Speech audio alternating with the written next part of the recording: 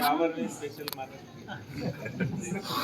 खरं तर स्वातंत्र्य काळानंतर आपल्याला ही आलेली साकोरा गावासाठी फार मोठी संधी होती आणि त्या संधीचं निश्चितपणे आपण या सर्व पूर्ण नांदगाव पंचक्रोशीतील सर्व सुज्ञ मतदारांनी निश्चितपणे माझी कुठलीही राजकीय पार्श्वभूमी नसताना केवळ प्रेमाखातर आपण माझ्या पाठीमागे उभे राहिला आणि या केवळ प्रेमाखातर आणि तालुक्याच्या स्वाभिमानाखातर तुम्ही सर्वांनी मला प्रचंड मेहनत केली. मग त्याच्यामध्ये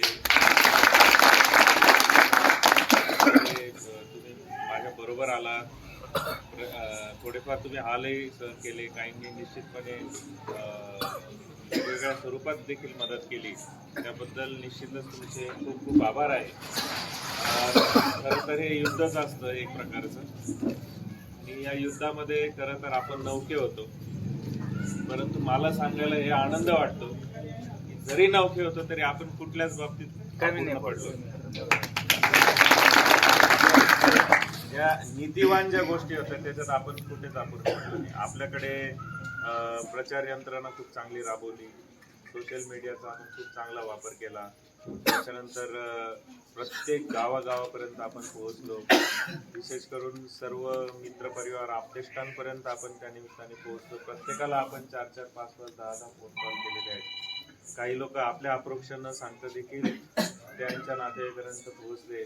कोणी मुंबईहून, कोणी पुण्याहून, काही मंडळी लातूरहून, असे वेगवेगळ्या ठिकाणून आले आणि आपला या लढाईसाठी त्यांनी हातभार लावला. मला त्याच्यातनं एक गोष्ट मात्र खूप निष्पन्न चांगली झाली की जी नीतिवान गोष्ट असते, जी चांगली गोष्ट असते, त्यासाठी जनता ही नेहमी त्यांचा काहीतरी हातभार लावायचा निश्चितपणे प्रयत्न करते.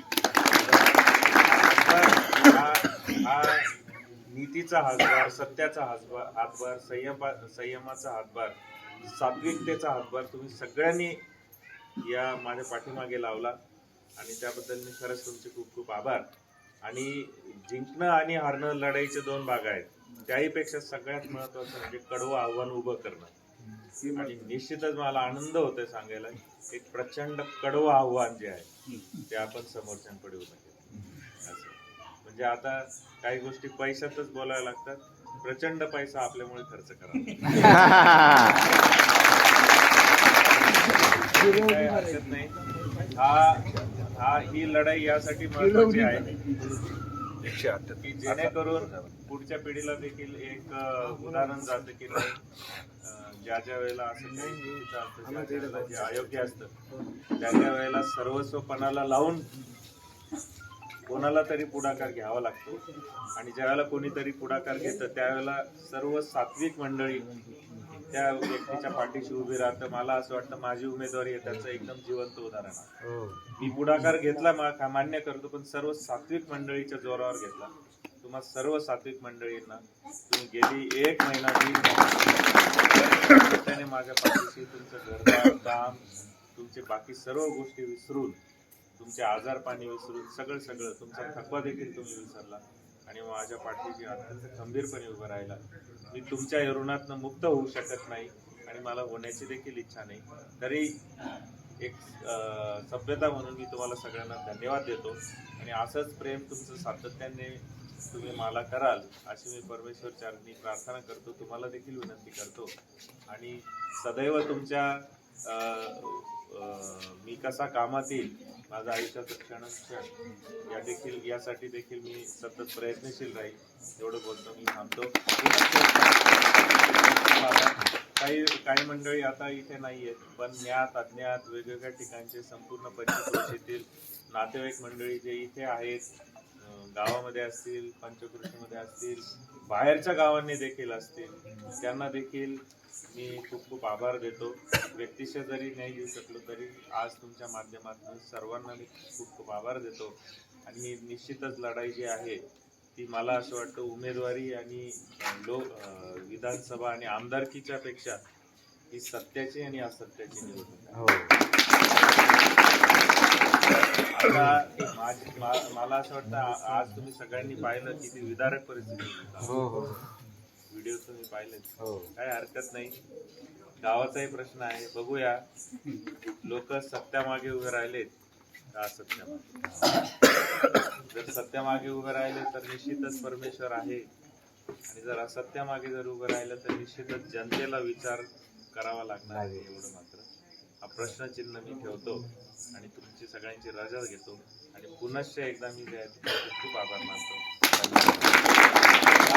या प्रचार प्रवासादरम्यान किंवा सर्व दरम्यान माझ्याकडनं अनावधानाने काही चूक झाली असेल, कधी या घाई गडबडीमध्ये तुमच्याकडे लक्ष दिलं गेलं नसेल, विचारपूस झाली नसेल, खूप गर्दीमुळे एखाद्या वेळेस माझ्या मनात असून देखील तुम्हाला विचारता आलं नसेल, त्याबद्दल देखील मी तुमची खूप दिलगिरी व्यक्त करतो.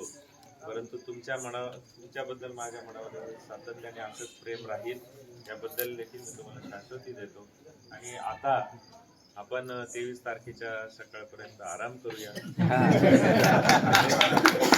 आणि परमेश्वर आपल्याला काय रिझल्ट देईल